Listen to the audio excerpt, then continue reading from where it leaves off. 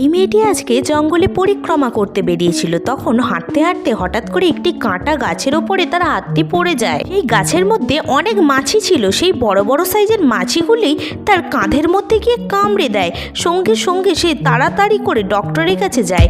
Doctor তার treatment কী করে করলো সেটা জানার আগে চ্যানেলটিকে সাবস্ক্রাইব করে ভিডিওটাকে একটা লাইক করে দিও। ডক্টর প্রথমেই তার হাতের মধ্যে কেটে যাওয়া অংশটাকে তোয়ালে দিয়ে ভালো করে পরিষ্কার করে নিয়ে কাঁটাগুলি আঙুল থেকে এইভাবে চিমটির সাহায্যে টেনে টেনে বার করে দেয়।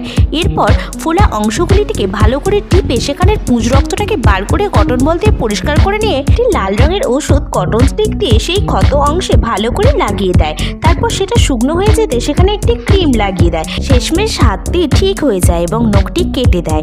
তারপর কাঁধের মধ্যে পোকাগুলিকে এইভাবে একটি একটি করে চিমটির সাহায্যে বার করে সেখানেও একটি ওষুধ লাগিয়ে দেয়। অবশেষে হাতটি এবং তার কাঁধটি সুস্থ হয়ে ওঠে।